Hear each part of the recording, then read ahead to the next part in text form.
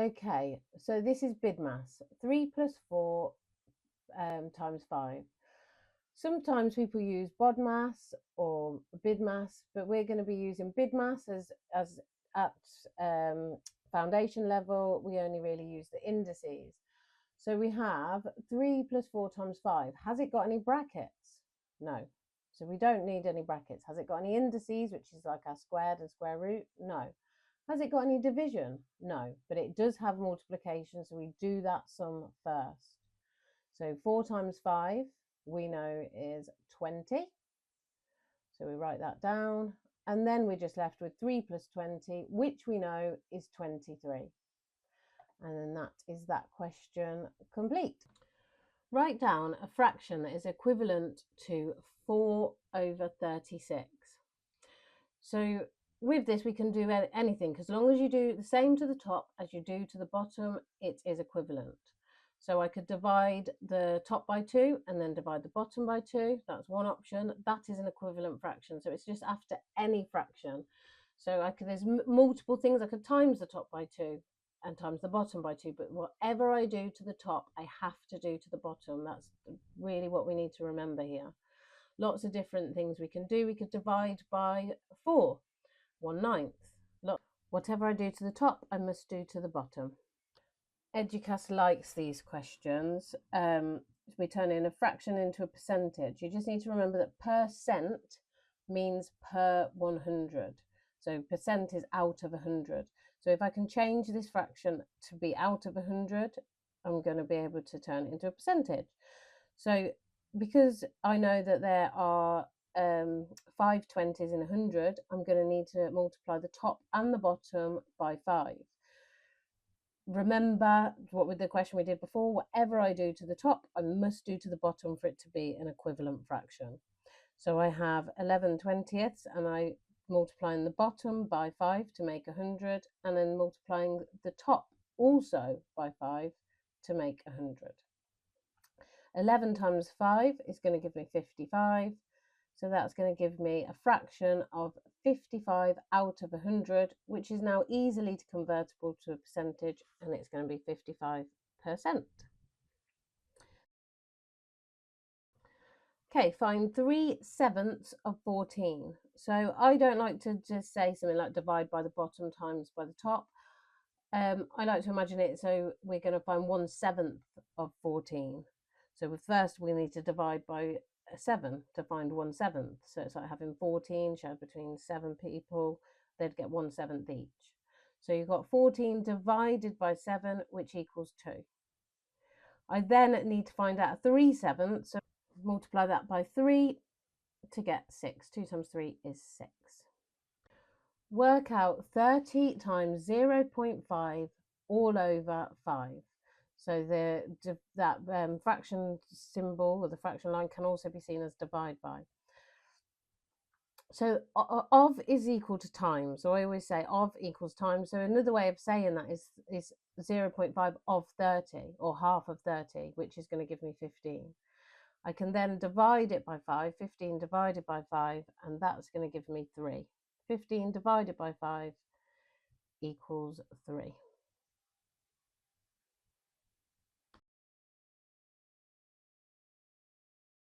Points A and B on the circumference of the circle with center 0.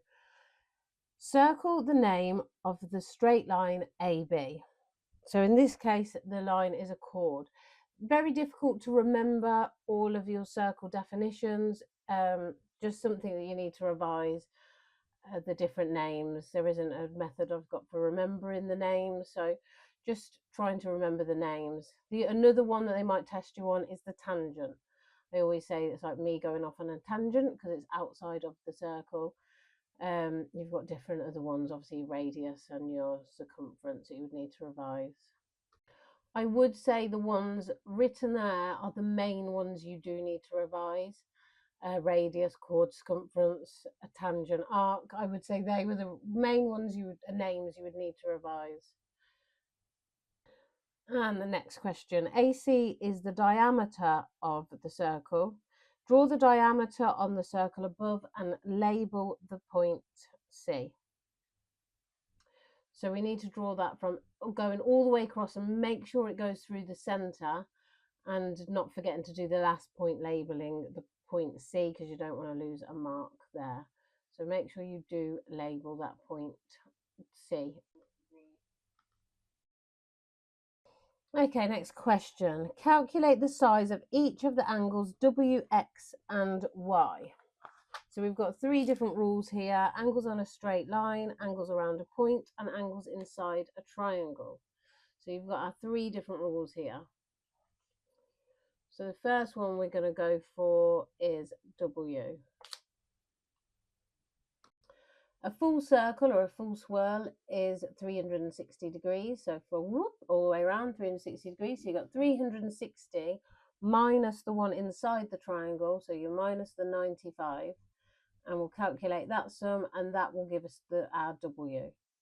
So remember, it's a non-calculator question. So I've borrowed from my 6 because I can't do 0 minus 5 to make that a 10. So I've borrowed 1 from there, and I'm going to do 10 minus 5, which is going to be 5. Again, I'm going to need to borrow because I've got a 5 there now. So I need to borrow from my 3 to make that a 2, and then make that 15. And then we have 15 minus 5, which is 6. And we've still got our 2. So 265. Therefore, W equals 265 degrees. The next one I will do is X. So the rule here is angles on a straight line, and that's half of a turn. So that's 180 degrees. Angles on a straight line add up to 180. So you've got 180 minus my 55. You may not know this one and not have to use the column method, but if you do, then borrow 1 from the 8 to make it a 7, and do your 10 minus 5. 7 minus 5 is 2, and then that leaves me with my 1, so 1 minus 0. So that's going to be 125. So I've now calculated X to be 125 degrees. And the last one, so now we have angles in a triangle. So angles in a triangle add up to 180 degrees. Please revise any of this if you do need to revise any of this that I'm going through. So we've got these two angles here, 55 and 95, and they add up to 140.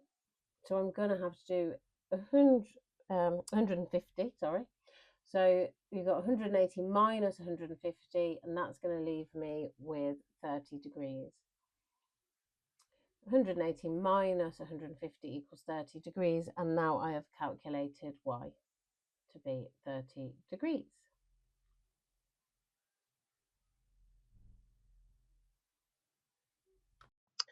Write the following numbers in order of size, starting with the smallest number. And we have a fraction, a decimal, and a percentage. Hopefully you can see that the 0.08 is the smallest.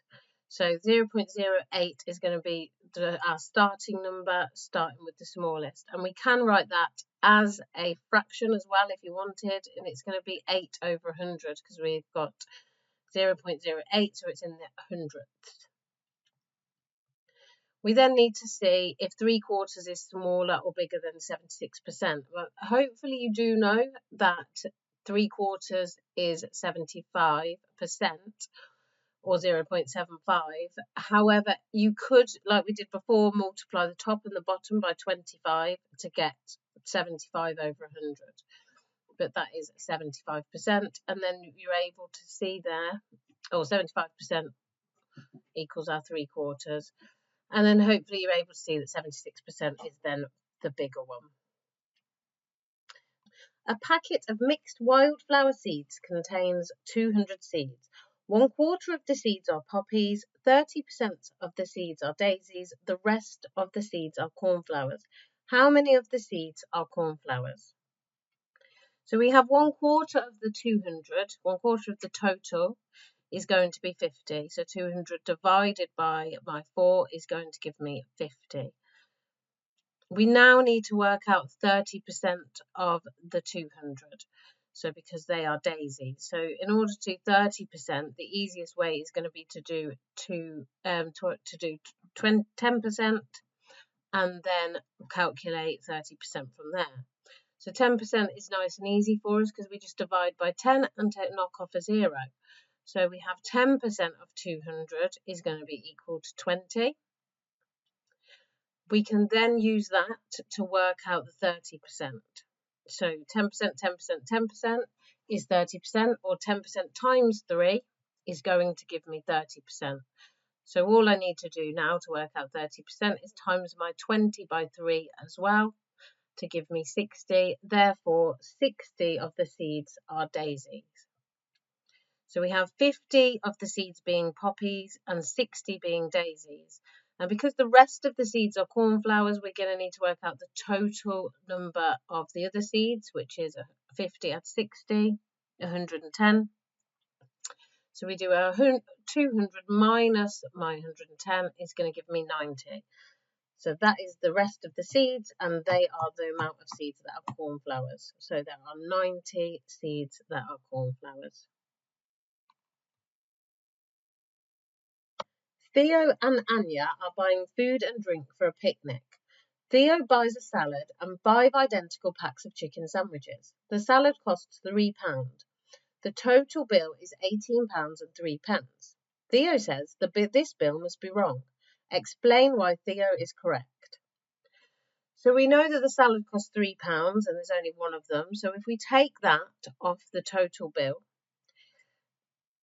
then we're going to be left with £15, 3 pence. I would say Eduqas does like this type of question where we're just seeing if it's a multiple, one number is a multiple of another number.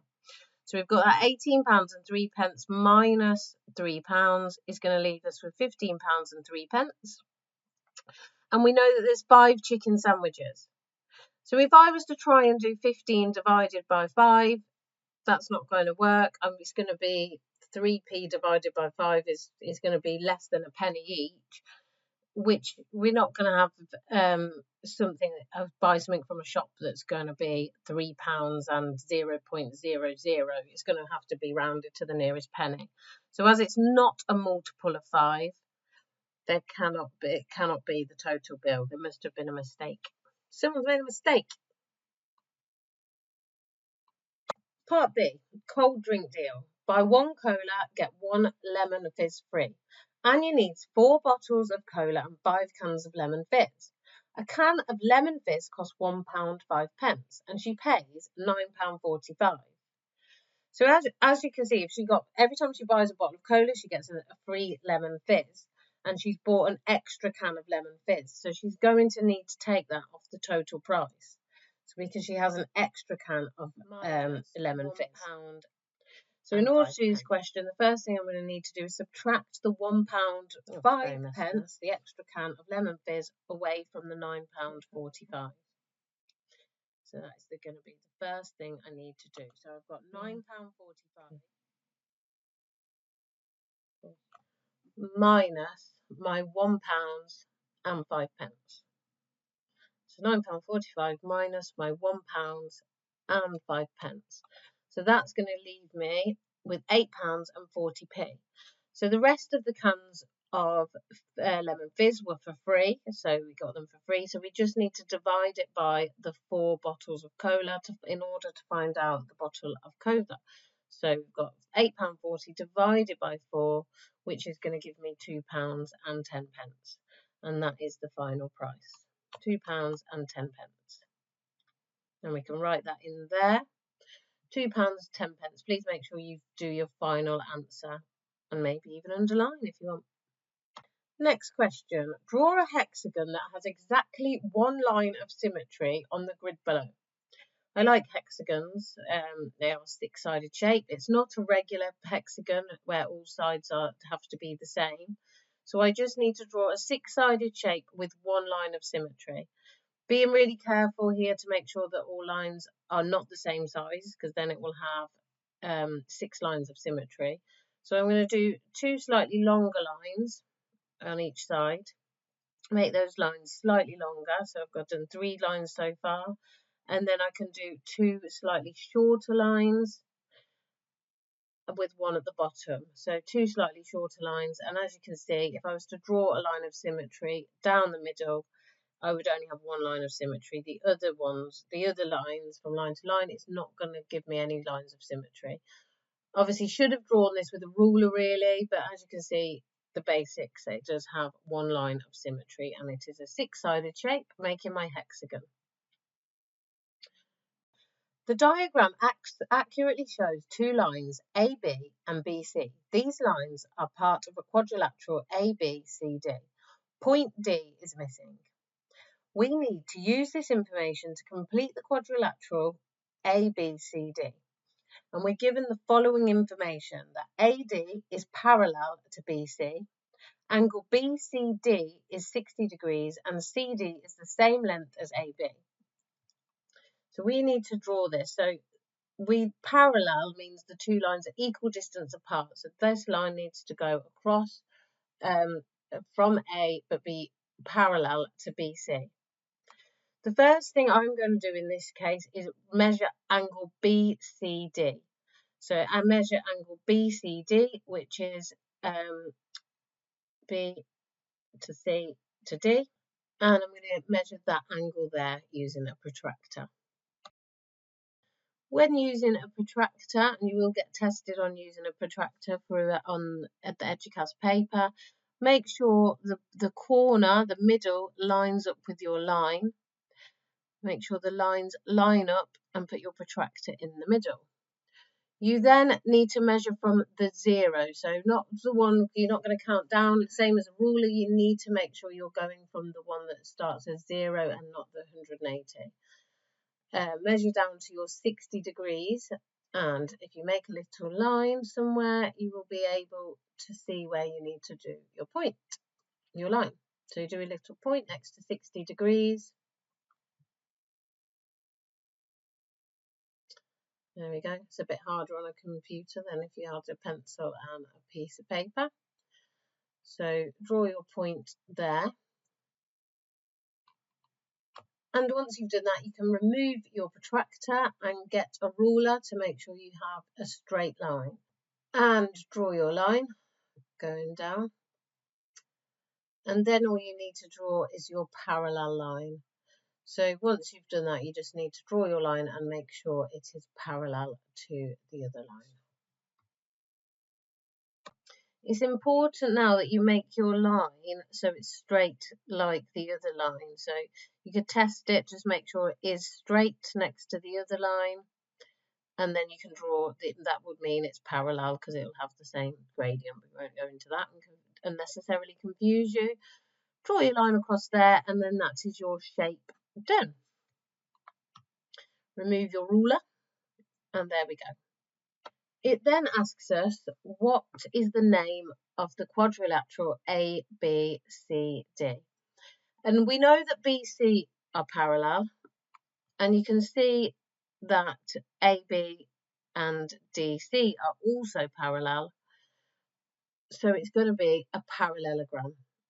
It's another one where it's tricky because you do have to try and remember the name of your quadrilaterals, kite, parallelogram, trapezium, the varying square, rectangle, but this one is a parallelogram.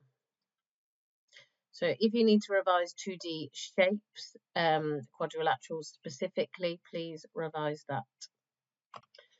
Okay, next question. Here is a number machine. Input, multiply by 6, subtract by 5, and that gets us our output. So the first question is, sorry, I've missed, you can't see the input there, but that first box does say input. So if the input is 9, we multiply it by 6, which gives me my 54, and then we subtract 5, which will give us 49. Important to remember that we don't need to remember BIDMAS when we're following these, we just follow it all step by step. Okay, so we have the next question. So we've got the input is -2. What is the output? So we have -2 and working our way along again, multiplying by 6. -2 times by 6. A negative times a positive will give us a negative. -2 times 6 is -12. -12. And then we have -12. Subtract 5 from that. And we're going on our number line, we'll be working our way backwards further into the negatives. Minus 12 minus 5 is going to be minus 17. So we've worked our way backwards. The next part 3 of 6a, we have the output is 19. What is the input? In this situation, we are going to be working backwards. So now the output is 19. We need to work our way backwards along our function machine. So instead of subtracting 5, we need to add 5.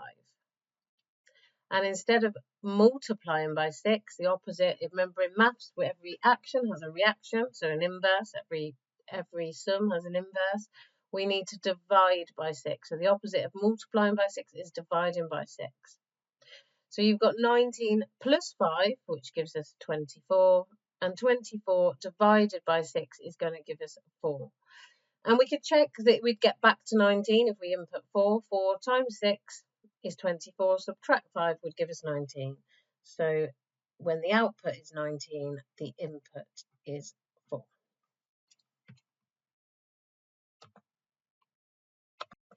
Here is a different number machine. The input is always a positive whole number for this number machine. Paul says the output is a whole number. Explain clearly why Paul's statement is sometimes true, but not always true. Use examples to explain your answer. So for this one, we are going to need one or two examples where the output is a whole number, and maybe an example or two where it is not a whole number. So we'll use any of the smaller whole numbers to start off with. So I'm going to start off with using 3. 3 divided by 2 equals, so 3 divided by 2, £3 divided by 2 people, they'd get £1.50 each, or 1.5. So that is not 1.5, times by 3 equals 4.5. So that is not a whole number. So we need an example to show where it is a whole number. And this will be when it's an even number. So I'll use 4, but you could use any even number. 4 divided by 2 is 2. And 2 times by 3 multiplied by 3 is 6. So we've shown one example where it is a whole number and one example where it isn't. But in both examples, a positive whole number went in. It was just an odd and an even number that was the difference. There are 4 rowers in a boat. The mode and median of their shoe sizes are both 11. The range of their shoe sizes is 4. One of the rowers has size 13 shoes. What is the shoe size of each rower?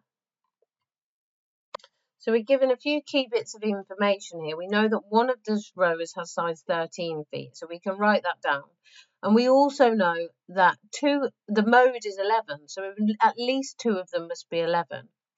And one of the rowers has, the range of their shoe sizes is 4. So that's the biggest minus the smallest. So if I do 13 minus 4, I'm going to get 9. So therefore, I'm able to work out the 4 different sizes with the information given. Mean problem solving, range averages problem solving does come up quite a lot in this paper. So you don't just have to know them, you also have to be able to problem solve with them. A rowing club uses a bar chart to record the number of teams of rowers they have for each type of boat. And it shows us a bar chart, a composite bar chart. How many teams does the rowing club have in total? So here we need to add all the totals up of each bar chart. So we have, for a 2-seater boat, we have 3 men boats, we have 2 women's boats, and 1 junior boat. So we will add those total up. So in total, we've got 3, add 2, add 1 for the 2-seater boats. So 3, add 2, add 1, 6 in total for the 2-seater boats. And for the 4-seater boats, we have 5, add 1, add 3 junior boats. So we have 5, add 3, add 1. We have 9 4-seater boats in total. And the 8-seater boat, the 9, and the 8-seater boat has 2 men and 1 women's boats. So that's 3 in total. It has no junior boats.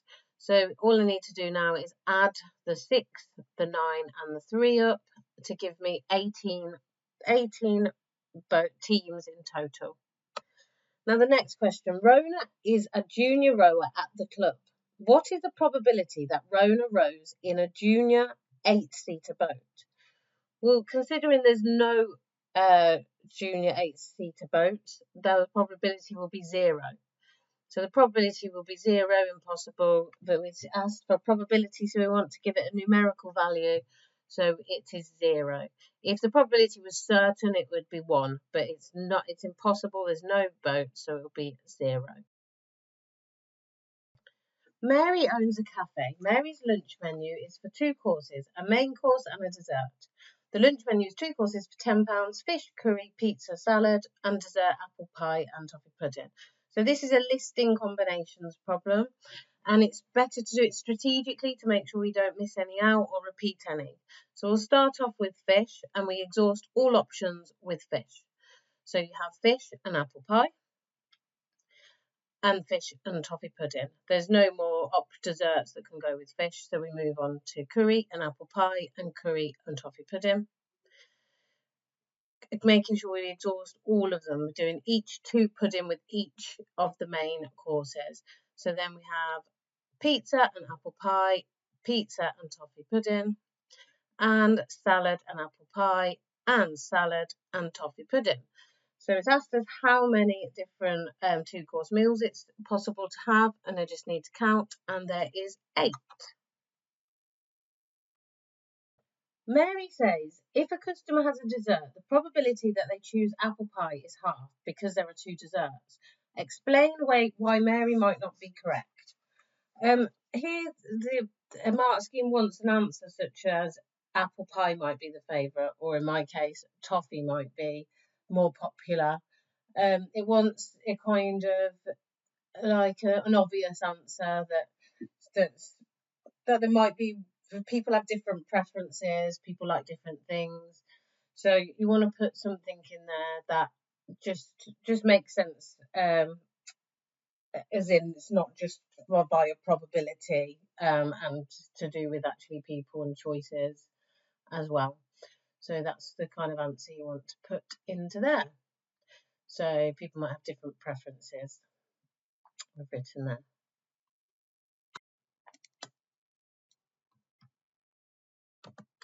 Mary also serves drinks. So she has a drinks menu with hot drinks and cold drinks. The hot drinks are tea or coffee, which are £2 per cup, and cold drinks, which are juice or milkshake, which is £3 per glass. One Friday lunchtime, 40% of her customers order a hot drink. What proportion of her customers do not order a hot drink? So if 100% will make up the total number of customers. So if I do 100% minus my 40%, I'm obviously going to be left with 60%. So 60% do not order a hot drink. And that's that 1 mark given there. On this Friday lunchtime, Mary has 120 customers. Each customer orders 1 drink. How much money does Mary take from selling drinks? So with this question, we're going to need to use this 40% and the 60%. So it says that 40% of her customers order a hot drink. So we need to work out of her total customers. So she has 120 customers. So we need to work out 40%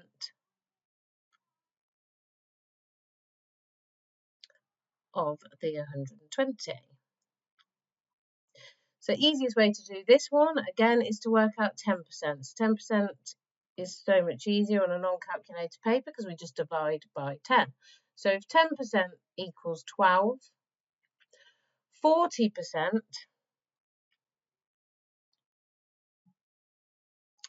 is going to equal 4 times this amount. So it's going to 40% is going to be 4 times my 12. So I need to multiply this by 4 to get 40%. My 10% by 4, 10% by 4 to get 40%. So that means my 12 by 4 as well, which will give me 48. So that means 48 of the customers order a hot drink, and the rest of them will order a cold drink. So the two different ways we can do this. We can either do 120 minus the 48 that order the hot drink, or you could work out 10% again, 10% and times that by 6.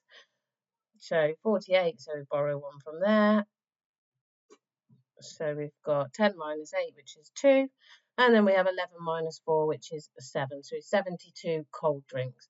So 48 have a hot drink, and 72 customers have a cold drink. And we can now work out how much money she makes, because we need to, the 72 for the cold drinks are £3. So we do our 72 times 3. 3 times 2, which is 6. And my 3 times 7, which is 21. So £216 from cold drinks, not a bad day. And then we have 48 times 2. You might know this already, but if not, we'll work it out using the long multiplication method. You might already know that it's 96 straight away. So 8 times 2 is 16, carry my 1 over, and 2 times 4, which is 8, add my 1, which is 96. One thing I've seen a lot of my learners do is miss out the next step, because I've done quite a lot of maths already for my 4 marks, but it just says how much money does she take in total. So we need both of these added together. So make sure you're not losing that last mark by not adding them up. So put them in order. And we have 6 add 6, which is 12, and carry my 1 over. And 1 add 9 add 1, which is 11.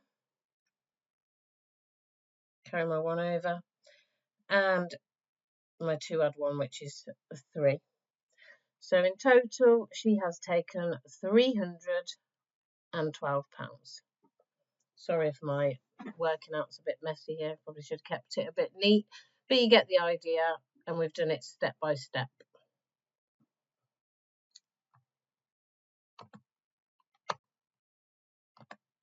Mary is thinking about selling smoothies for £1.75 per glass. The smoothie would cost Mary £1 per glass to make. How many smoothies would Mary need to sell to make £15 profit just from selling smoothies? Okay, so let's work out the profit per glass first. So if she's selling it for £1.75 per glass, and it costs £1 to make, so that's going to be the cost. We take away the cost price to see how much profit we're going to make per glass. So we're going to make £0.75 per glass. So we want to make £15 profit. A quick way, we want to do 15 divided by 75p. Essentially, lots of different ways we could do this, but I'm going to times this by 2, because if I multiply this by 2, that's going to give me £1.50. So £1.50. So 2 glasses, I'll get after 2 glasses will be £1.50 profit. That's for 2 glasses. If I was then to multiply this by 10,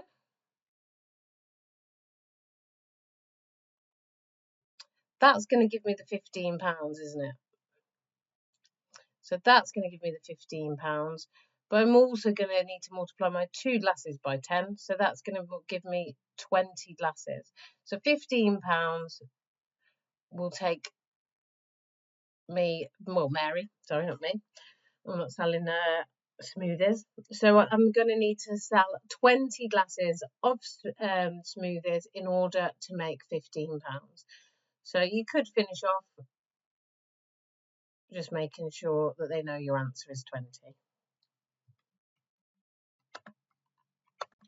Laura rides her bicycle along a course. She starts at point A, marked on the scale diagram below. The scale of the diagram is 1 centimetre, represents 0.8 kilometres.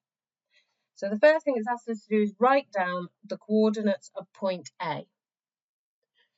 So we need to make sure we go along the corridor up the stairs and we make sure we do the x coordinate first. So this goes x coordinates -4 and it goes up to 3.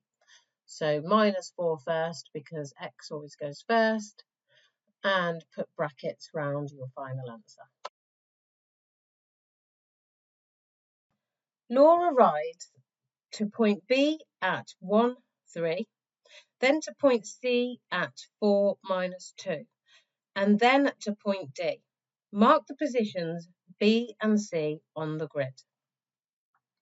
So we need to go along the corridor, up the stairs, so over to 1 and then up to 3, and that's my point A.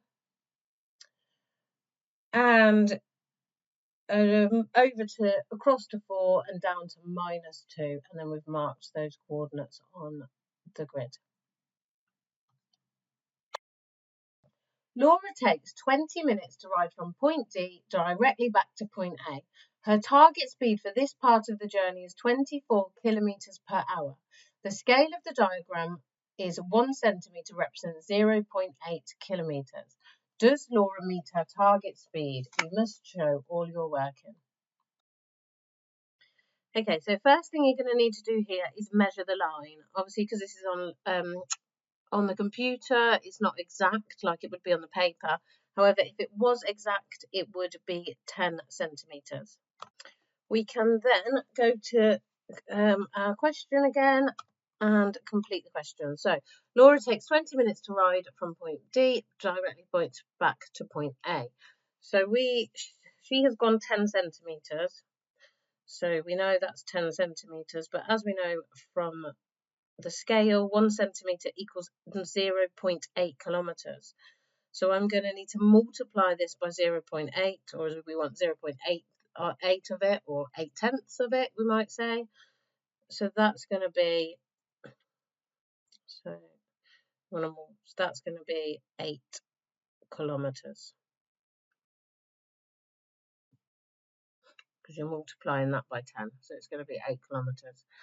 It says it takes her 20 minutes. So if I can go, we want the speed in per hour. So if I can go 8 kilometres in 20 minutes,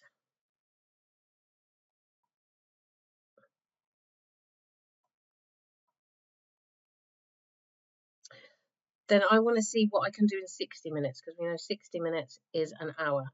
So I need to change this, convert this into 60 minutes. And Eduqas does like to occasionally use these distance times speed but questions on the non-calculator paper, where you just convert it into 1 hour. So that might be divided by 2 if it was 2 hours, or so on and so forth. So if what I've had to do to 20 to get it to 60, I've had to multiply it by 3. So I'm also going to need to multiply this side by 3 to see how much I did there. So 8, 16, 24. So he's gone 24 kilometres in 60 minutes. Therefore, I now know the time. My speed is 24 kilometres per hour. That's how fast Laura has gone.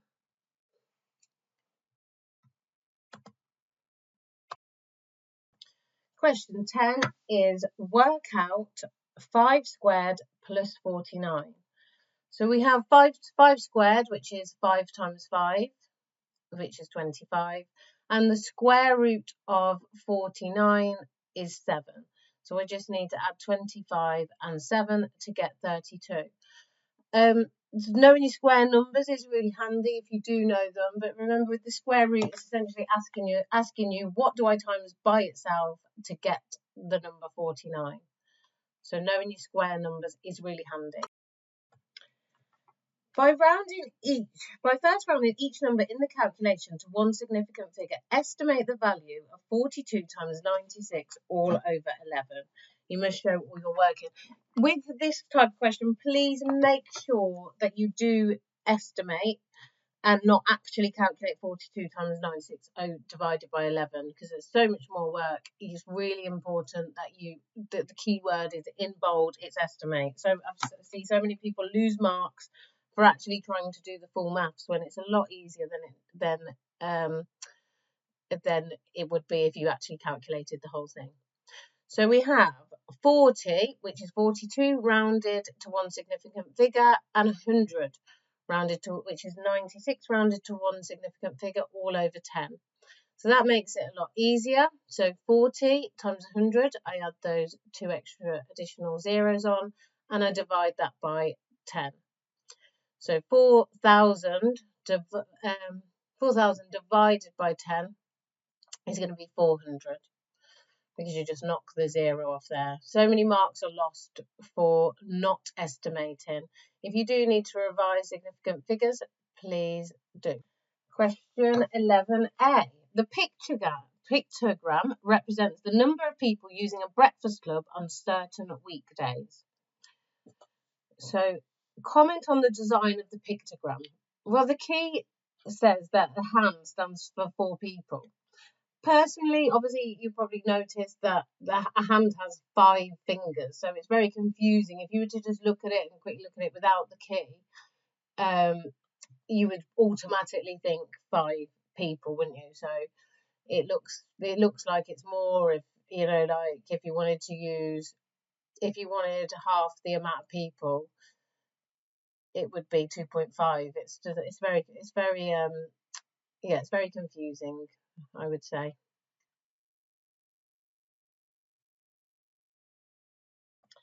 The line graph shows the trend of the average monthly sales of a toy company in thousands of pounds. A deliberate error has been made when drawing the line graph. Explain what the error that has been made. Eduqas likes a question like this, and the first thing to look at is always look at the scale.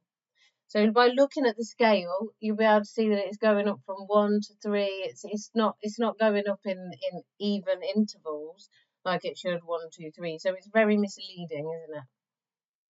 So I would, first thing to always notice when it's asking you to comment on a graph is try and look at the scale. If it's asking you to comment on something that's wrong with it, always go straight to the scale. That's a very, very common problem that this exam board likes to use.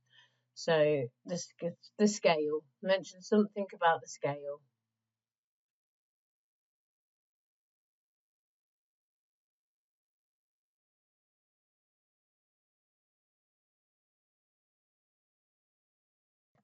And as I said before, so when it says comment on the impact of this error, it's kind of very misleading. It's really that would look like the monthly sales were going down a lot more if the scale was actually even and not if it was going up linearly and not as it is going up. So yeah, it has a big impact on that.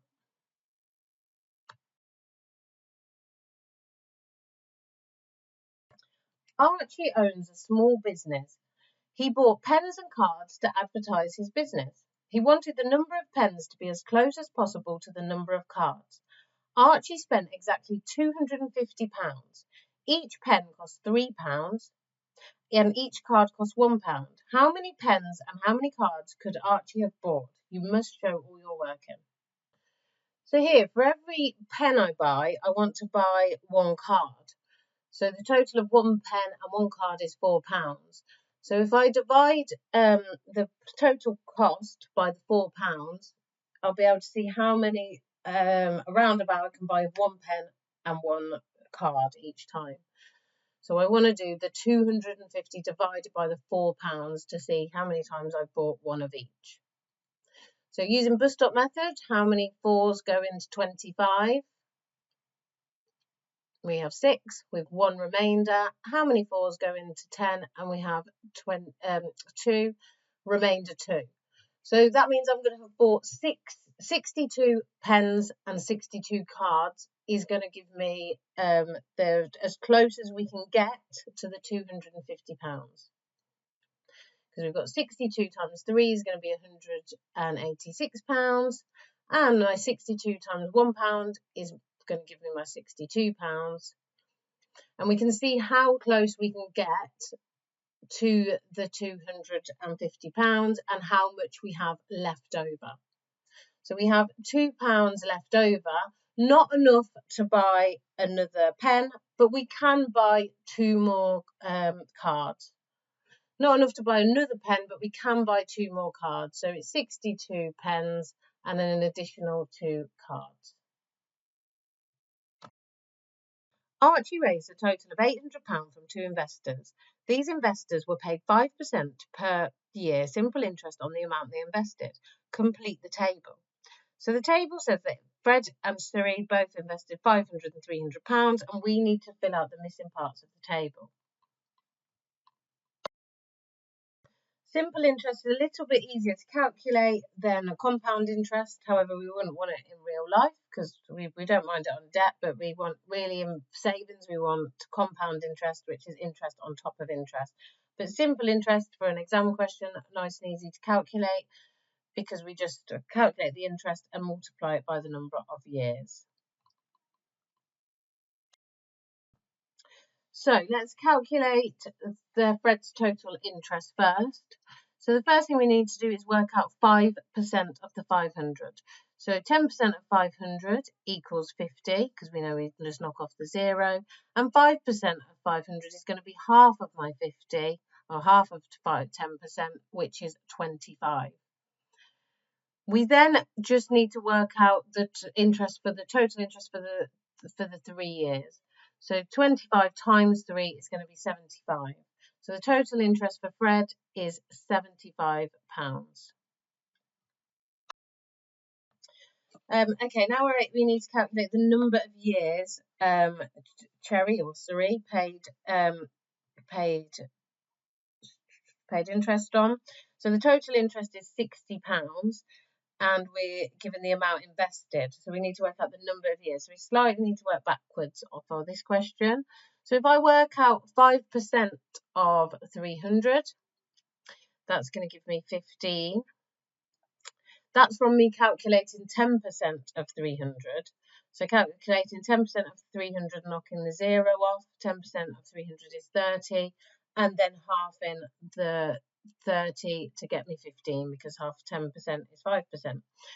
So we know that it's £60. So if I do my £60 divided by 15, I will calculate the number of years that she has paid interest or received interest for. The formula can be used to find the time it takes to cook a joint of meat. T equals 25p plus 20, where T is the time in minutes and P is the mass of the meat in pounds.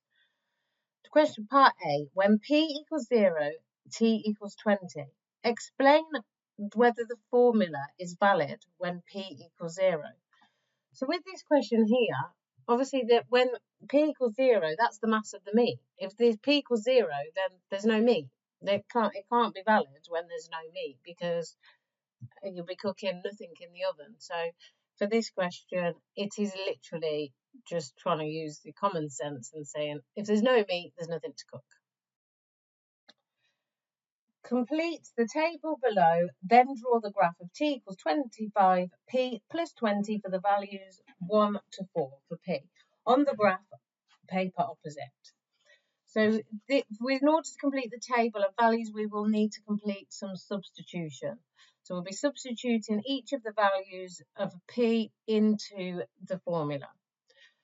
So when P equals 1, we will substitute 25 times 1 plus 20, and so on and so forth.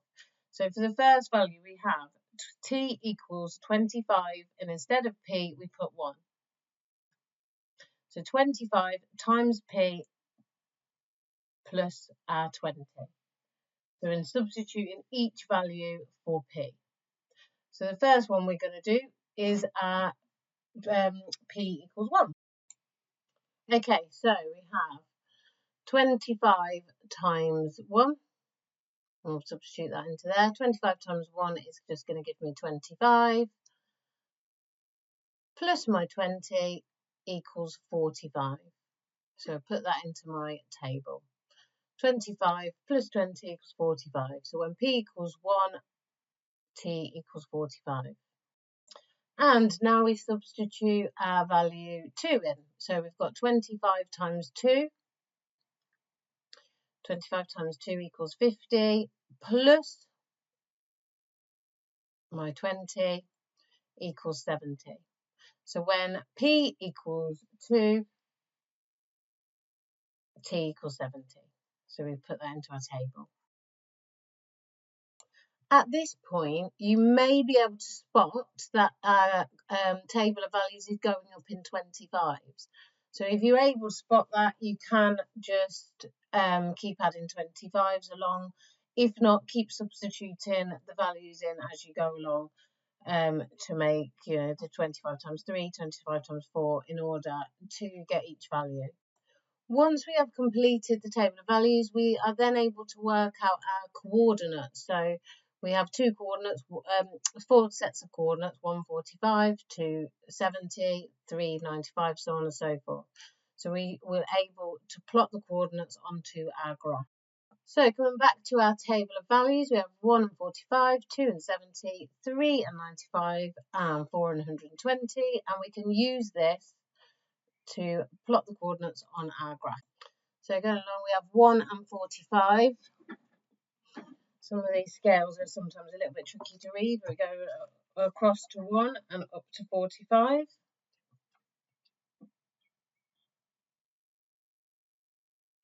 Over to 2 and up to 70. 70 is a bit easier to plot because it's on the line. And thirdly, over to 3 and up to 95. And the last one, 4 and 120. As it's a graph, we do need a line going through those points. So we do need a line going through those points. So we'll need a ruler. You can put your ruler down your points to make sure our line is straight and draw a straight line for our straight line graph all the way down. There we go. And remove the ruler. Once we have completed our graph, we can use that to work out part B2, which is find the mass of a joint of meat that takes 1 hour and 30 minutes to cook.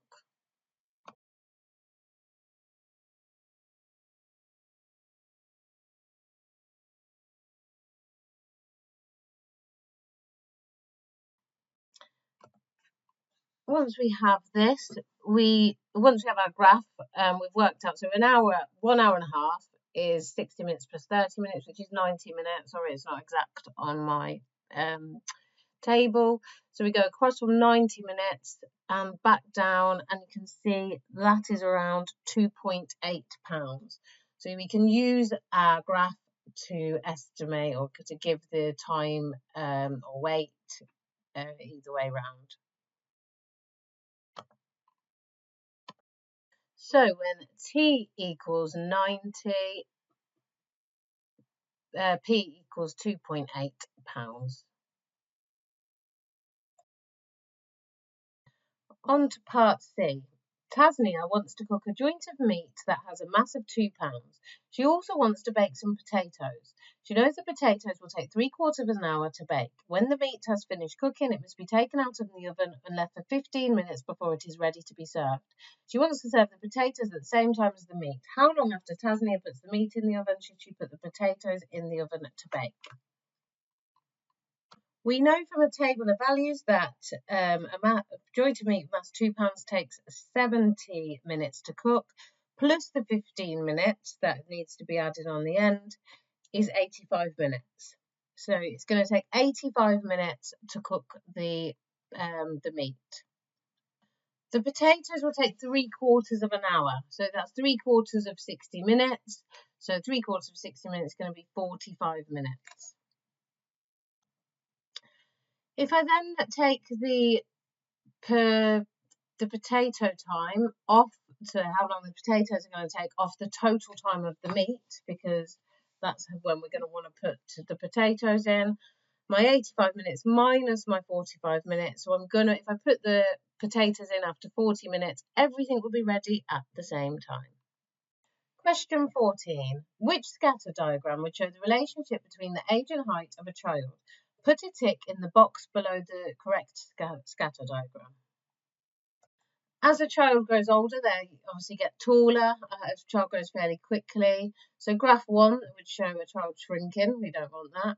Graph 3 remains the same and graph 4 is all over the place. So graph 2 will show as one is increasing, the other one is decreasing. So by series of elimination and also a little bit of common sense, hopefully we can get to graph 2.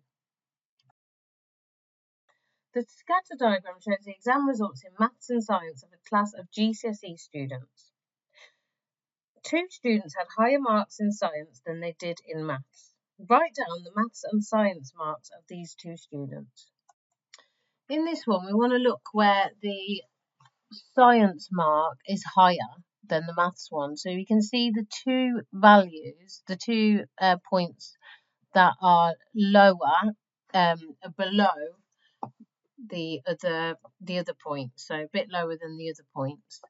So if you can see, look onto your graph, you've got 1 point there and 1 point there, and these points are lower than the other points on the scatter diagram. So looking at their marks, if we go for the first point, we have that, we go down, that's just under 50 for that one, so that one would be about 48, and going across to see what they scored on their maths, we get 36, and we need to do the same for our second point. So we go down and check what he or she got on their science mark, and we've got 65 for their science, and we'll go across and check their maths. They got 60 for their maths. Okay, for the final question of that part, we have one of the students from the class is chosen at random. Find the probability that this student scored more than 70% in their maths. So we need to count all of the marks. So we've got 1, 2, 3, 4, 5, 6, 7, 8, 9 students in total, and we're checking the ones that were above 70. So 1, 2, 3, 4 above 70 on my graph. So I have 4 out of 9 that got above 70. Okay, write down the next number in this sequence. Hopefully you can spot that these are cube numbers, but if you can't, they are cube numbers. I like my cubes and my squares.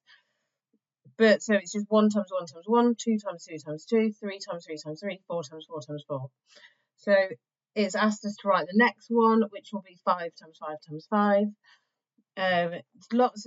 If revising your cube numbers and your square numbers is something I would highly recommend, because a lot of times you won't be able to spot it straight away. But I will write down what they are. We got 1 times 1 times 1 equals 1. 2 times 2 times 2 equals 8. 3 times 3 times 3. So essentially, I like to say it's like almost like a volume of a cube.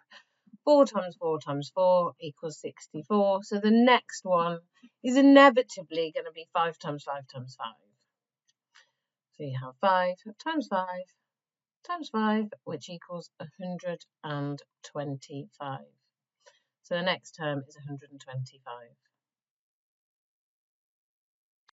The nth term of a sequence is 8n minus 16. Write down the first 3 terms of this sequence. So we have the first terms when n equals 1, n equals 2, and n equals 3. So substitution, a little bit like what we did with our table of values. You need to put the first value as n equals 1. So for the first value we have 8 times 1, because that's our first term, minus 16. 8 times 1 is 8, minus 16 is going to give me minus 8. So our second term, so our next second term is when n equals 2. 8 times 2 is 16, minus 16, 16 minus 16 is going to leave me with nothing. And we can go straight in and do our third term, where n equals 3. So you have 8 times 3, substituting 3 into our sequence. 24 minus 16 equals 8. So they are our first 3 terms when n equals 1, n equals 2, and n equals 3. And you can write those as a sequence of numbers, -8, 0, and 8. The nth term of a different sequence is n squared. Sasha says the fourth term of the sequence with nth term 8n minus 16 is the same as the fourth term of the sequence with nth term n squared. Is Sasha correct? Justify your answer. So for this question, it's going to be easy if we work out the fourth term for 8n minus 16 and the fourth term for n squared. So we're just substituting the value 4 into those. Hopefully you've spotted a pattern there that this is going up in 8s for the 8n minus 16. So the next term is just going to be 16, but we'll put it substitute it in. 8 times 4 is 32, minus 16 is 16. So we've confirmed that, and then we need to just check if n squared is the same value for when n equals 4. So we know that when n equals 4, we have 4 squared, which also equals 16. So the maths there should be enough. Next we have vectors. P equals 5 over 4 and Q equals 1 over minus 1.5. Vectors is a good one, easy when you know how, because it is quite simple at calculations if you know what you're doing. So it's asked us to work out the column vector 2p minus q. So p is at 5 and 4, and we need to scale it by 2. So 2 lots of the 5 and the 4. So we're just multiplying everything in our vector by 2. So we have 2p equals the 2 times 5, which is my right-left vector, and 2 times 4, which is my up-down vector. So that means it moves 10 to the right and 8 up. So we have calculated 2p. And we then need to subtract q from it. We need to be careful here, because when they usually do vectors, where they catch you out is where you will see a double negative. So you've got 2p minus q. So we know that 2p equals 10 and 8. And q is equal to 1 and minus 1.5. So we just subtract the top and the bottom. So you have 10 minus 1, which is 9. But where we need to be careful is because we have 8 minus 1.5. And two negatives next to each other. So we've got 8 minus 1.5. I like the way I like to say it is taking away a debt or taking away cold air. So you'd be adding hot air. So you've got 8 plus 1.5, which is equal to 9.5. Okay, next we have the grid shows the vector q. So the vector q is going across to the right 2. So it goes to the right 2 and down 3. So the vector would be written as 2 minus 3 because it's going down. That's how the vector would be written. And if I was to scale it by minus 3, I would need to multiply everything inside my vector by minus 3. So, I mean, obviously, because you're multiplying by a negative, it is obviously going to go the opposite way. But you could just scale it using the method we used in part A to just scale the question up. So minus 3 lots of q. But another way you could do it, so instead of going 2 to the right, we would be going the opposite way times 3. So we would be going 6 to the left. So 1, 2, 3, 4, 5, 6 to the left. And instead of going 3 down, we'll be going minus 3 times 3. We'll go in the opposite direction. We'll go in 9 up. So you could draw it if that was easier for you, but to scale this and make it minus 6, 9 is the easiest way to do it.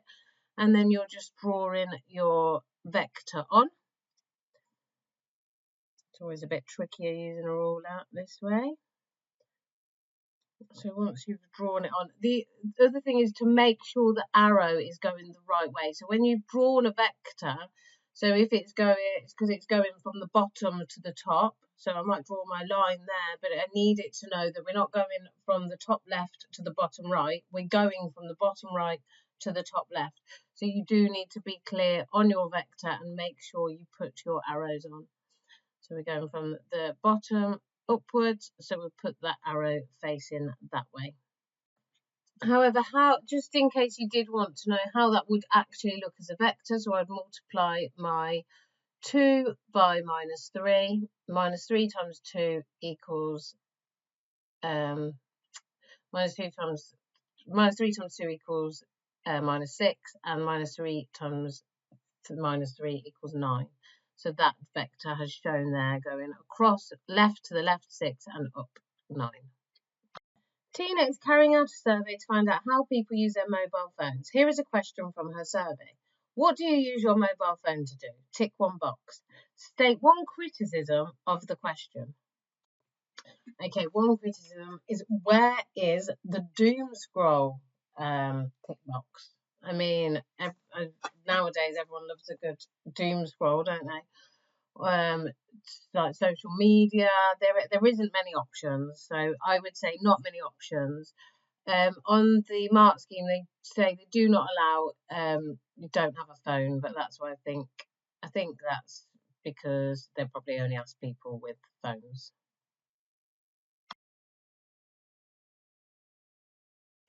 Here is a different question from her survey. How often do you use your mobile phone? And the options are all the time, a lot, not much, never. So looking at this, it's asking us to do criticism again. What is a lot? What might be a lot to one person is not a lot to another person, or what somebody might see as not much. Like as someone's teenage daughter might say, no, I haven't been on my phone not much, but they've been on it all night. So it's not been very time specific. It should have given some more specific time deadlines. So that's the answer I would give, not very time specific. Tina surveyed 205 students about the cost of their monthly phone bills. The table shows this information. And the table shows pay-as-you-go, SIM-only, monthly contract, and the number of students, lowest bill, mean bill, and highest bill. The question then asks, comment on how reliable the data about monthly contracts are likely to be. Well, since there's only 5 students been asked, or only 5 students have asked, have said monthly contracts, it's a very small sample size. Only 5 students have been asked, so there's not going to be very reliable.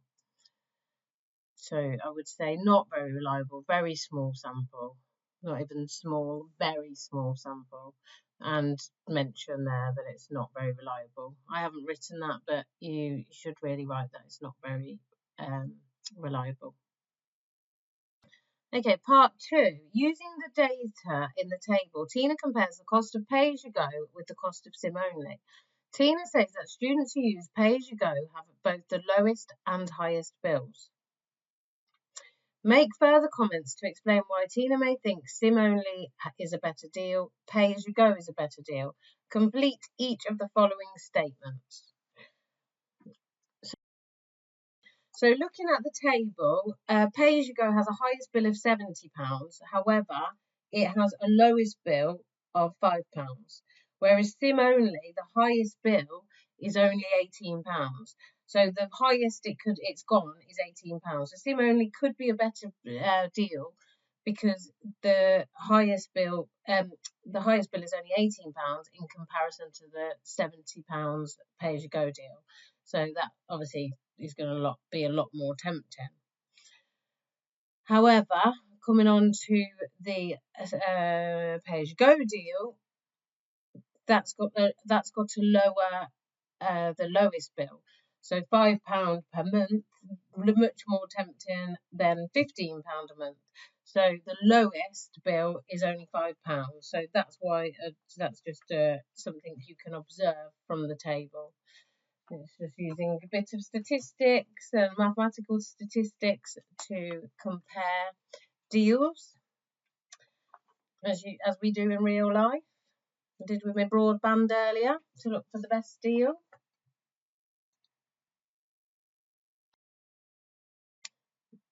And you can tell I'm getting used to writing these walkthroughs. You can tell this is my first video as I get used to the pen. So I make mistakes as you will do. I'm sure you will make many mistakes, as I make many mistakes all the time. Also,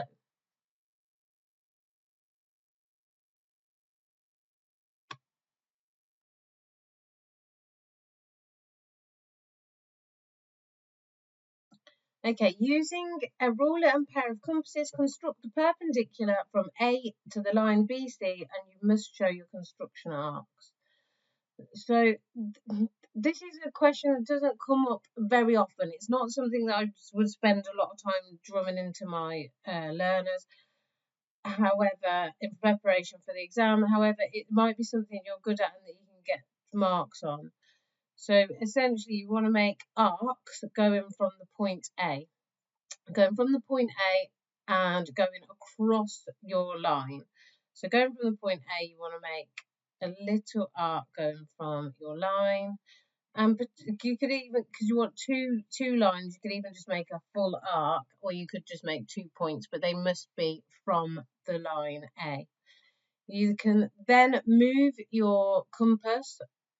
So move your compass so it's the same distance from your arc. So it needs to be the same distance from your arc. And then you move the pointy point bit back onto that back onto the line, and you make 2 arcs, one from one side where it meets the line, and one from the other side of your arc again where it meets the line.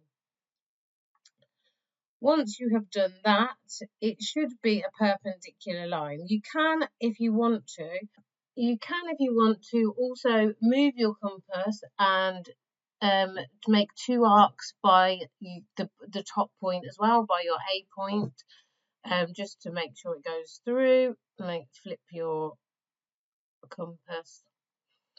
I'm getting used to using all things online. So you make an arc. It doesn't even have to go straight through the A. It can go above it, but as long as it's equal distance apart. And then grab your ruler, and your ruler should go through the points of both your arcs, and that will give you your perpendicular bisector. So it's perpendicular 90 degrees from the line, and it also crosses through the point A. There we go.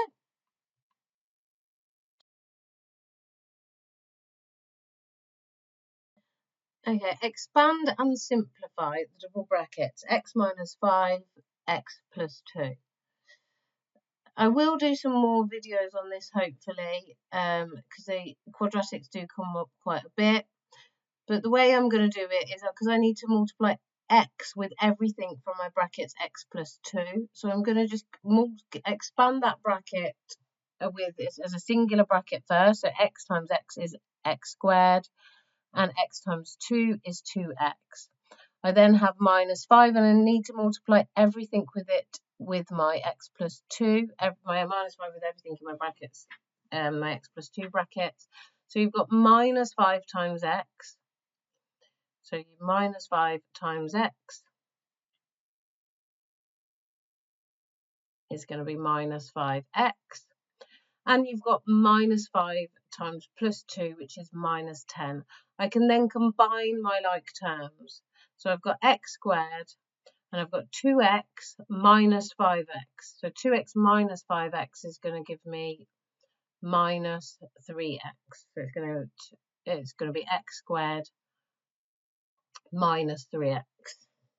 So it's not going to be plus, because it's not going to be a plus and a minus. So you're just going to have x squared minus 3x. And then I've got my minus 10.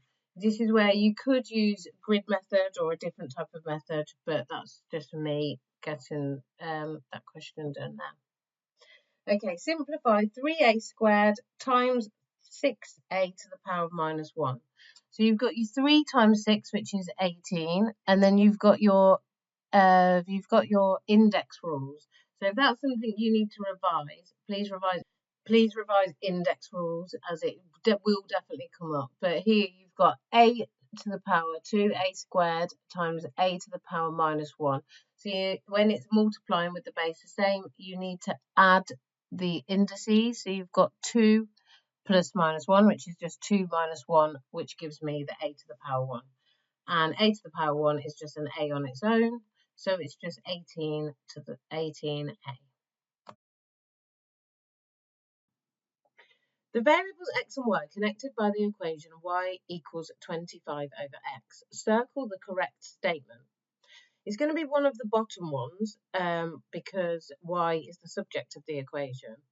And y is not directly proportional to x because it's not getting bigger, so y is inversely proportional to x because y will be getting smaller as x gets bigger. Find the value of x when y equals 100. So we need to substitute the value of when y equals 100. So we have 100 equals 25 divided by x.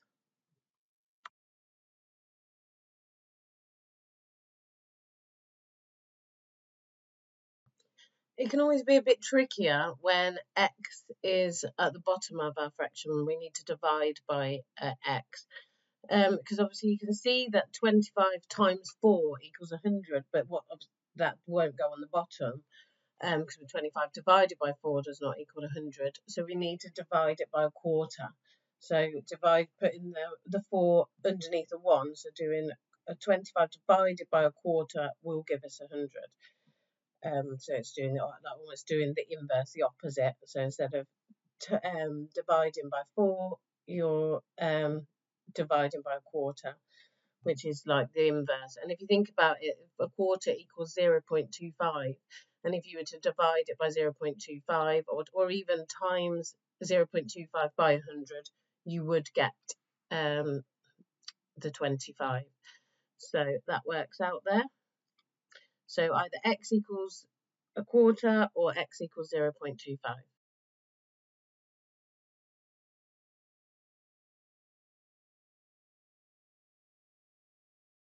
The distance time graph shows the start of a journey. Work out the speed of this part of the journey in meters per second. It takes 0.2 seconds to go 1 meter. So you can see on the graph it takes 0.2 seconds to go 1 meter. In 4 seconds, shown on the graph, it takes 0.8 seconds, so not a full second. And we're trying to find out how many meters he goes per second.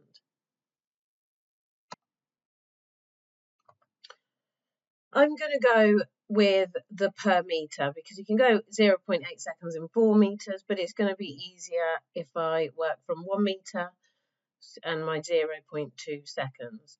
So if the person or whoever it is showing, it's not actually showing what it's on about. So if they can go in 1 meter, it takes them 0.2 seconds.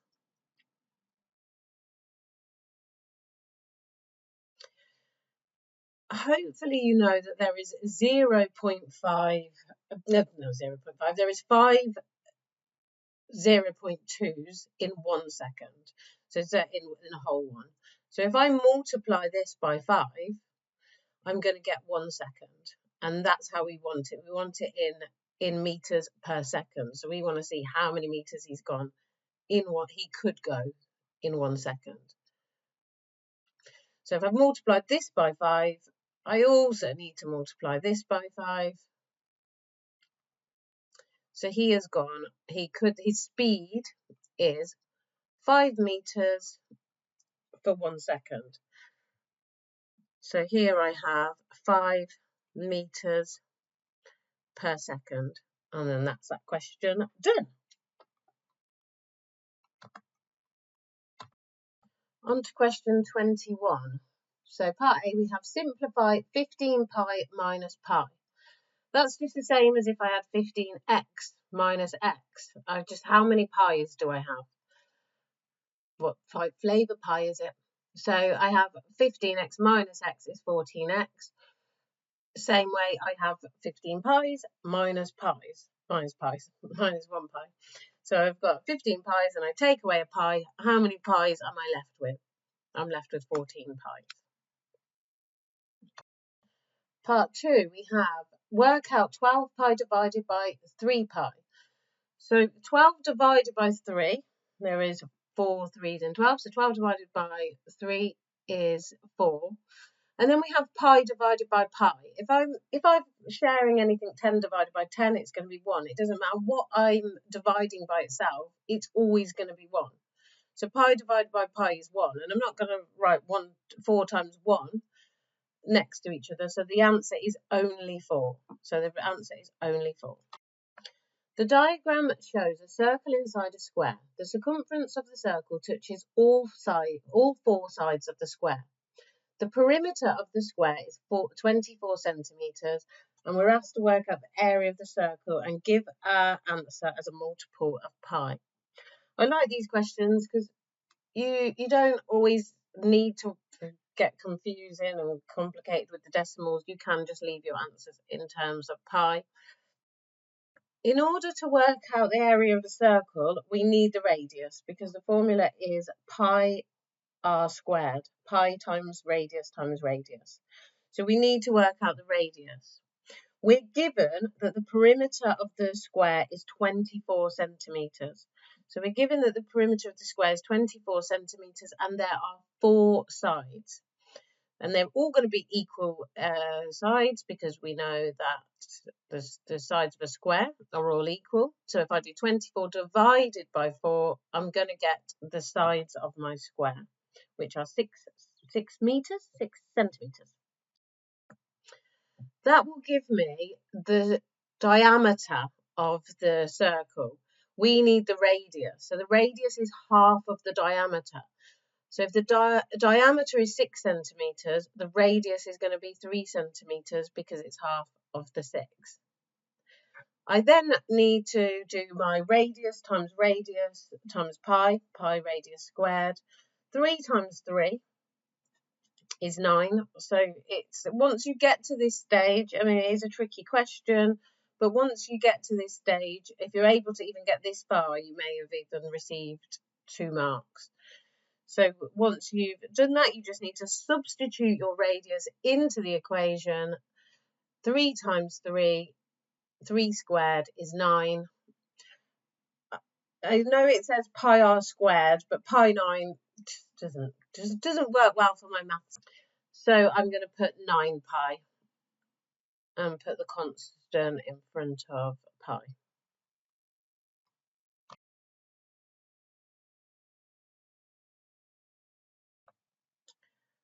On to question 22a, and we have 6 over 7 minus 2 over 5. So we need to, you cannot add or subtract fractions unless the bottom number is the same. So unless the bottom number is the same, you cannot add or subtract them. There is methods such as the smiley face method and probably other methods as well. However, I just like to just make sure the denominator, the bottom number is the same, and then you can add or subtract them because they're the same. So you can add quarters or you can add eighths, but you cannot add them unless they're the same thing. You can't add a quarter to an eighth example or a seventh to a fifth, like the example given below. So I know that 35 is a multiple of 7, and it's also a multiple of 5. So I'm going to change my denominator to 35. I've multiplied the 7 by 5. So because I've multiplied the 7 by 5, remember, whatever I do to the top, I have to bottom, or I have to do to the top, and vice versa. So 6 times 5 is 30. And I've multiplied my 5 by 7 to get the 35. So I must multiply my 2 by 7 as well. And then I just have 30 35ths minus 14 35ths, or just straight across the top. 30 minus 14 equals 16 35ths. And I cannot simplify that, so that's that one done there.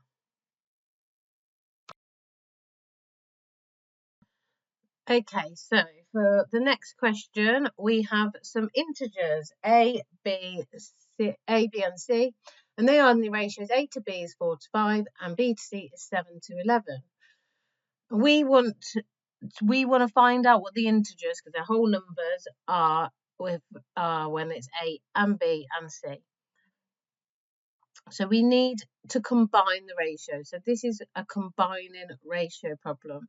So I'm going to put at the top A, B, and C, and then underneath I'll put my A to B ratio, and underneath that I can put my B to C ratio.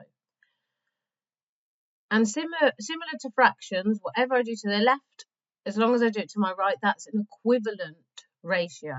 So I need to change my ratio so they're equivalent ratio, but I need where the B, I need that to be the same.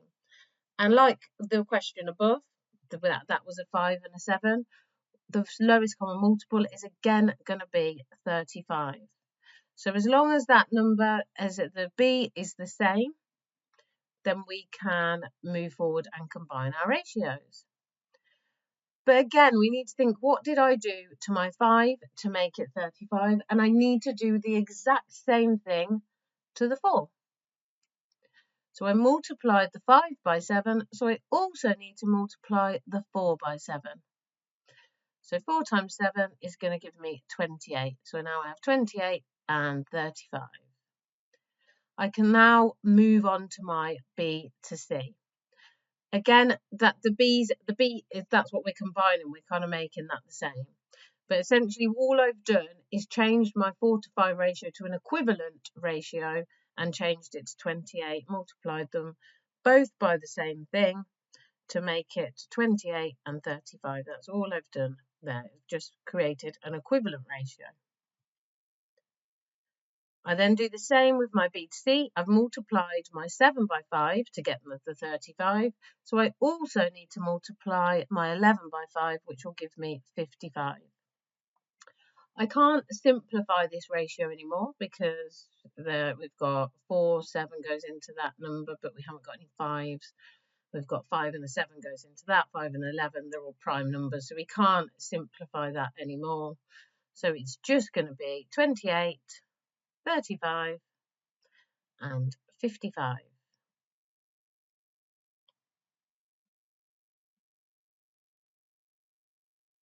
And if you were to revise this topic, you would need to revise combining ratios. So if you did want to revise this topic, you would just need to revise combining ratios.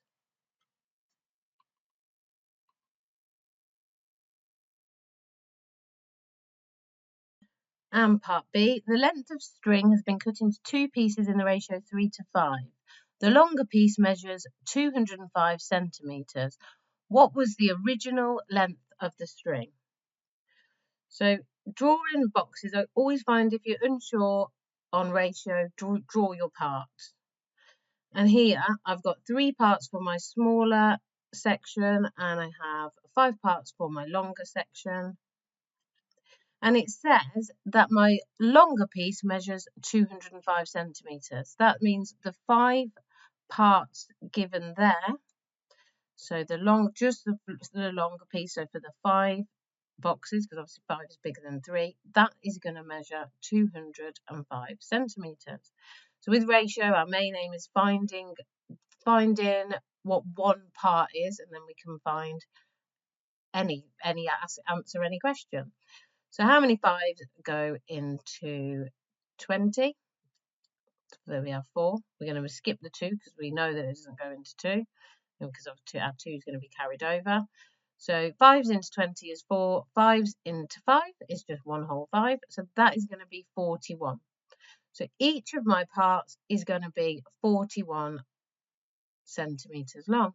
I can then work out the whole length, my 41 times 8, because there's 8 parts in total, and that will give me the full length of the string.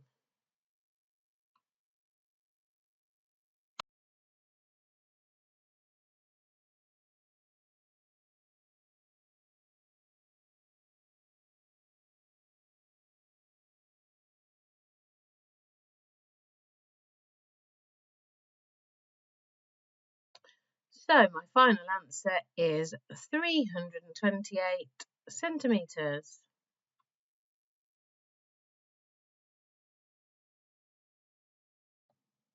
In a warehouse, 4 workers can load 5 tons of goods into a vehicle in 3 hours. How long would it take 6 workers to load 10 tons of goods into the vehicle? You may assume that all workers work at the same rate. So here we have like an indirect worded problem. So I'm going to write it out. If it takes 4 workers and they can do 5 tons in 3 hours, 2 workers is going to take them double the amount of time, because half the amount of workers, it's going to take them double the amount of time. So I'm trying to get to 5 tons and 6 workers.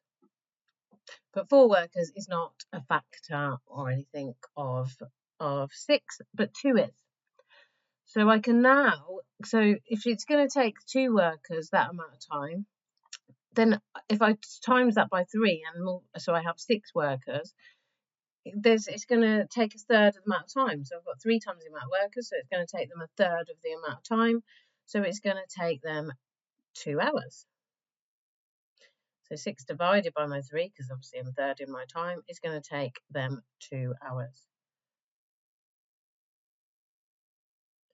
And I'm a bit closer to solving the problem. But I don't want to do 5 tons, I want to do 10 tons. So it's still going to stick in with my 6 workers, but I'm doubling the workload for them. So this time I'm doubling the workload for them. So if I'm doubling the workload, it's going to take double the amount of time. So it's going to take 6 workers, 10 tons, it's going to take them 4 hours. And I've solved that question and got my 3 marks. It's then asked us what assumptions we've made to answer in my answer to part A.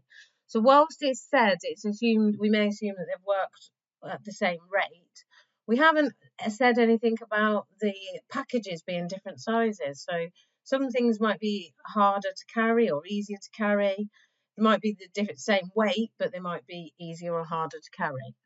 So I would say something about the goods being the same size.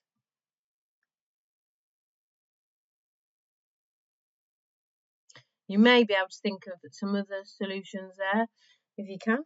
If you maybe put some in the chat if you have any for this last question, any other assumptions, and we can analyse them together. And what would happen in that situation? It could take shorter or it could take longer.